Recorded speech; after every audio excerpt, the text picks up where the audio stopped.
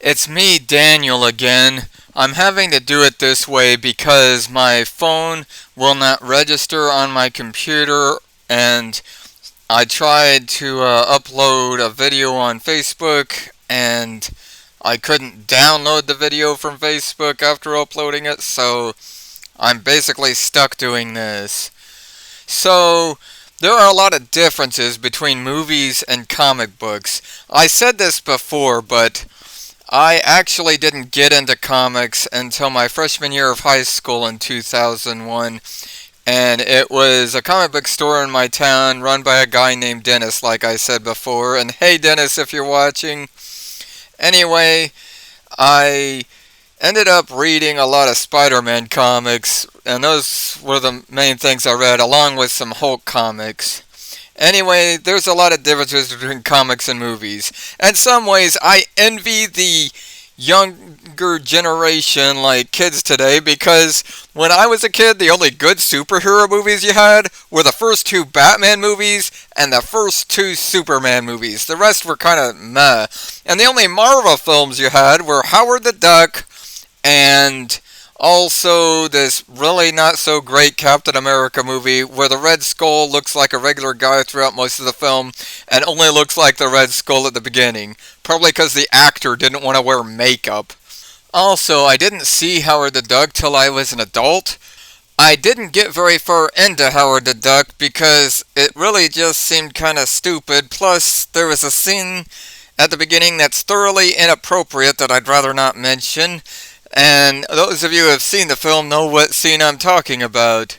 But yeah, and it baffles me that Marvel even had Howard the Duck as their first big budget film, considering he was basically an unknown. You can correct me if I'm wrong on this, but I'm pretty sure Howard the Duck had never even been in so much as a cartoon, so most of the general public didn't even know he was a Marvel character. In fact, I've actually met people who didn't even know Howard the Duck was a Marvel character until the Guardians of the Galaxy movie. And anyway, there are a lot of differences between comics and movies. So here are the top 16 differences between movies and comics. Number 16, Spider-Man's origin. I'm putting this low on the list because the first Sam Raimi Spider-Man film is somewhat faithful, except for one major thing. You know how in the first Spider-Man movie, the person in charge of the reward money refuses to give him the money, and that is why he doesn't stop the robber that runs by him? Yeah, that doesn't happen in the original comic. An Amazing Fantasy number 15, Spider-Man is in his full costume and ends up on a TV show. But when he is done performing it, he chooses not to stop the robber because he is selfish and doesn't think it is his job to do so. But there is nobody screwing him over or angering him. But other than that, his origin is just like the comic. Well, until the retcon in Spider-Man 3, where Sandman is Uncle Ben's killer, which never happened in the comics, and I frankly don't care for it. But I'll talk about that another time. On to the next one. Number 15. Captain America, Black Widow, and Hawkeye were not founding Avengers. Yeah, the Avengers and the first ever Avengers comic were Iron Man, Thor, Hulk, Hank Pym / Ant-Man, and Janet Van Dyne / Wasp. By the way, Hulk gets mad at them at the end of the second Avengers comic and leaves them. He never comes back until several years later. The reason why Hank Pym and Janet Van Dyne weren't Ant-Man and the Wasp in the first Avengers movie is partially that the plans for an Ant-Man movie were stalled due to some people not being able to agree on how to write it. Also, the reason Hank Pym and Janet Van Dyne were old in the Ant-Man movies is because of a story from the 80s where Hank Pym hits his wife Janet, and also where he creates a killer robot to go after the Avengers so that he can defeat it and feel successful. After that story, his character was not the same anymore, so they didn't want that. Also, Iron Man, as you see here on the cover of Avengers number 1, is wearing a gold armor suit because the look he had throughout all the movies had not been created yet in 1963 when the first Avengers comic came out. Weird how comics are out, huh? Number 14. Nick Fury and S.H.I.E.L.D. did not form the Avengers. I talked about this briefly in my last review, but the original Nick Fury was a white man who smoked cigars a lot. As I said then, the one in the movie came from the way later Ultimate Universe, which was created in the late 90s, who they intentionally made to look like Samuel Jackson so that they could ask Samuel Jackson to play him if they ever made a movie about him. Also, another reason Nick Fury didn't form the Avengers in the first Avengers comic is because S.H.I.E.L.D. had not been created in 1963 when it came out. Nick Fury had, but he was in a comic set in World War II called Fury and His Howling Commandos, where they were constantly battling Nazis. S.H.I.E.L.D. and Hydra wouldn't get created till the year after the first Avengers comic came out in 1964. Also, the book S.H.I.E.L.D. and Hydra were created in was a comic series called Nick Fury, Agent of S.H.I.E.L.D. He didn't become Commander till much later. On to the next one. Number 13. Bucky was dead throughout most of Captain America's history. This is kind of a sad one to talk about because Captain America was actually created on December 20th, 1940 by writer Joe Simon and artist Jack Kirby, before Marvel was ever actually created. When Marvel started in 1962, Jack Kirby was hired as an artist who worked with then writer Stan Lee. Jack Kirby created the look of such characters as the Fantastic Four, the X-Men except for the more popular ones, and the Hulk. When Stan Lee decided to put Captain America into the comics in Avengers number 4, Stan Lee and Jack Kirby had a big disagreement. For you see, the entire premise of Bucky dying and Captain America getting frozen in ice was created by Stan Lee in Avengers number 4. Stan Lee didn't like any character to have a kid's sidekick and wanted to kill off Bucky because of that. Jack Kirby was not at all on board with this, but he reluctantly agreed, and even drew some of the issues of Tulsa Suspense where Captain America ended up having his story told along with Iron Man's.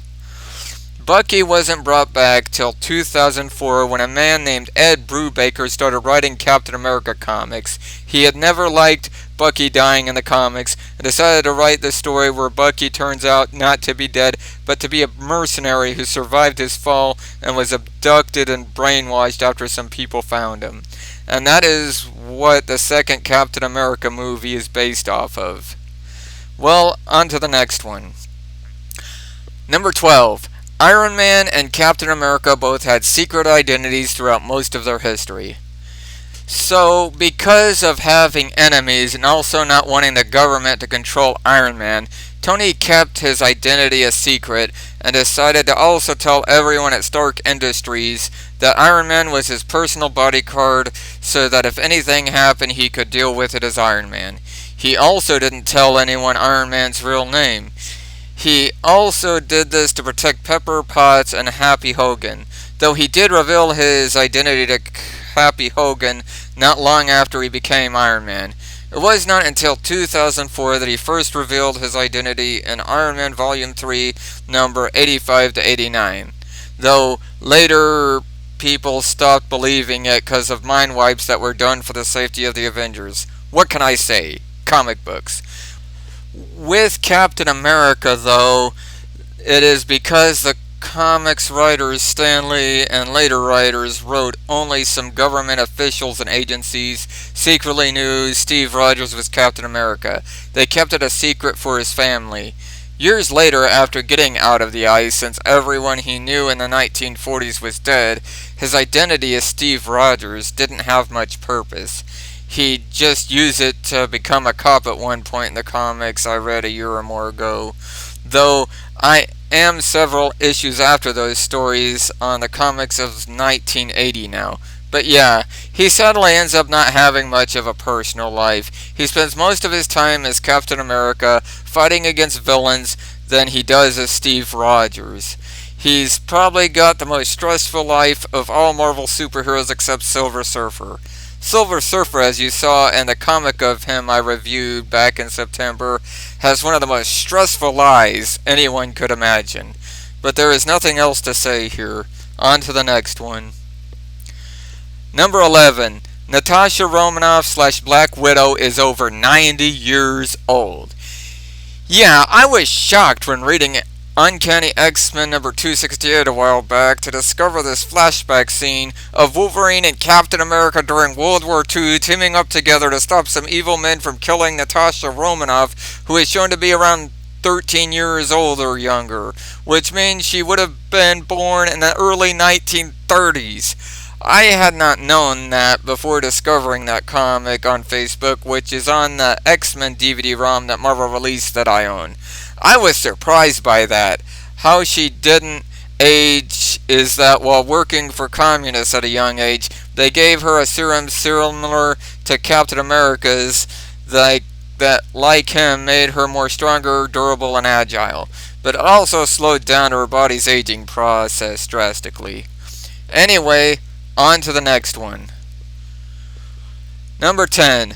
Wolverine's origin was that he was born in the 1880s. Yeah, Wolverine's original origin was not revealed till 1999, 25 years after he was created. His name was James Howlett, and he was born in the 1880s and unfortunately lived a bad life after a man that worked for his parents murdered his dad and escaped with his mom against her will. He ended up escaping with a young girl named Rose O'Hara, who also lived with his parents.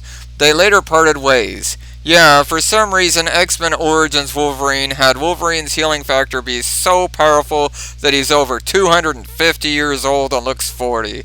Also, I don't think they did it, but considering it's been 26 years since they first did his origin, they should, with the sliding time scale, have it be that he was born around 1900, just to keep it consistent with everyone else's origin. But that's just me. Number 9. Pietro and Wanda Maximoff were Magneto's son and daughter until a stupid retcon. So in the 1980s, close to 20 years after they were created, Magneto was revealed to be Pietro's and Wanda's father. It was sadly undone around 2013 or so because of Fox owning the rights to X-Men. It was a jerk retcon done just out of spite for Fox having the film rights. I prefer Magneto being their father. Also, they were originally villains who worked for Magneto, though they actually defied his plans in their first appearance when he tried to nuke a country. Yeah, what can I say? He's a lot more evil back in the 1960s when Stan Lee wrote him. Anyway, Pietro disabled the bomb. But yeah, because of those rights issues, they decided to have Magneto not be their father anymore. And also because of them, they can't have Magneto be their father in the movies. Although that might get changed now that they have the X-Men rights back, or they may just do an alternate version. Anyway, on to the next one. Number 8. Pepper Potts was not Tony's first successful love interest. Yeah, I had read Iron Man comics from the DVD-ROM Marvel released years ago, which I bought about 7 or so years ago. Tony's first successful love interest was a woman named Janice Cord. She inherited a tech company from her father and wanted to make a deal with Tony Stark to have him buy it out since she didn't know how to run it like her father did. She fell in love with Tony. Unfortunately, only 21 issues after she was introduced, she was killed by a communist villain in a much larger suit of armor than Iron Man's, named the Titanium Man. Iron Man was unable to save her. The comics weren't the same after that. Having read all the comics she was in, I wish they hadn't killed her off. Tony and her had so much in common, and I wish they'd had a successful relationship, but the writer Archie Goodwin didn't want it. Oh well. Number 7. The original X-Men team. I talked about this briefly in my review where I reviewed the flashback scene in X-Men number 161, but most of the X-Men characters everyone likes from movies and cartoons were not created till the 70s. That includes Mystique. So yeah, though I like them, the prequel movies are not that faithful to the comics. Upon looking up Mystique's origin, since I have only read the late 70s and early 80s comics with her, she was alive in the 1800s.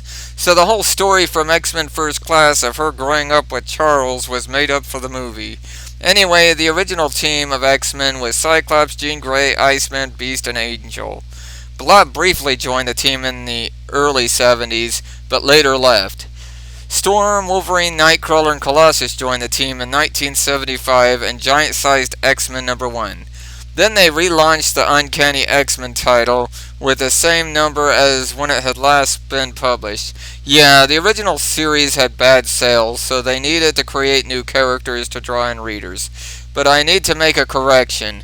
I said Chris Claremont created Storm, Nightcrawler, and Colossus, but it was Len Wein who wrote it, and Dave Cockrum who drew it, and I'm sorry if I pronounced Len Wein's name wrong.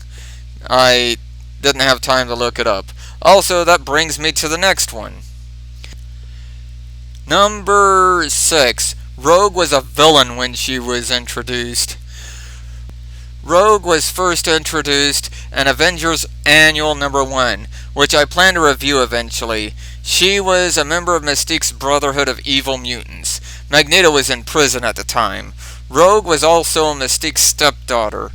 In her first appearance, she is a sadistic evil villain who delights in taking down almost all the Avengers. She also had taken out Carol Danvers before the events of this comic, but that was not written till this comic. It's a long story I'll tell you in another review. But she absorbed Carol Danvers' Miss Marvel powers. Yeah, Carol started out as Miss Marvel. Not only that, but Carol Danvers' powers were permanently in Rogue's body for years. But anyway, she gets defeated by Iron Man, the Jessica Drew Spider-Woman, Scarlet Witch, and Hawkeye. She stayed with the Brotherhood till a later X-Men comic 4 years later. Number 5. Hawkeye and Black Widow started off as villains.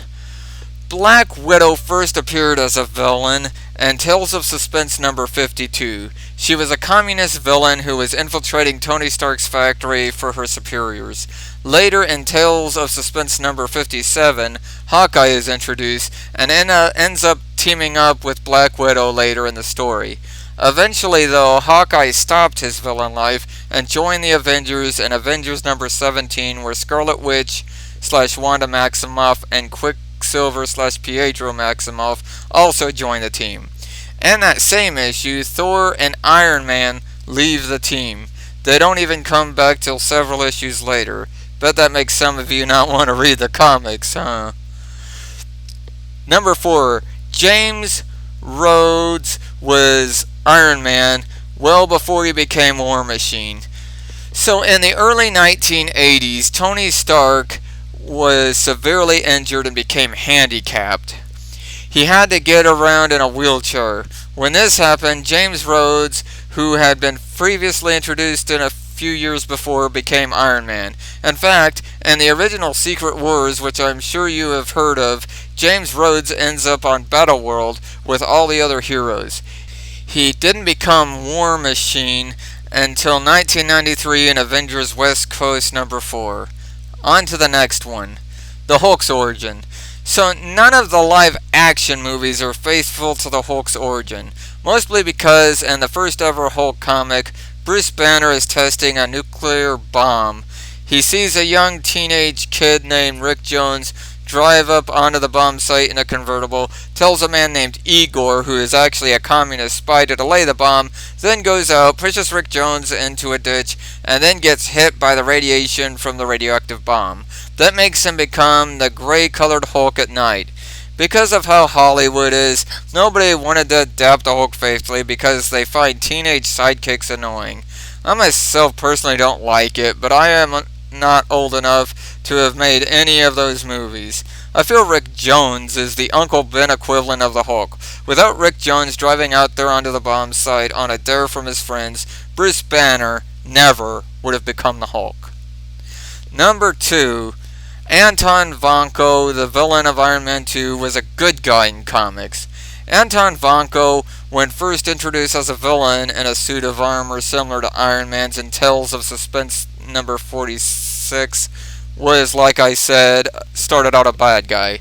But Iron Man tricked him into thinking his superiors were going to kill him by making his voice come through the CB radio as one of his superiors.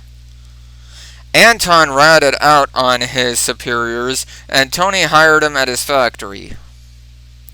Unfortunately, in Tales of Suspense number 52, when Black Widow invades with another communist, said communist tries to kill Tony Stark with a laser beam, but Anton jumps in the way, sacrificing himself for the good man who had treated him very well. I can understand not going with that, but it is a shame they did it that way in the movie.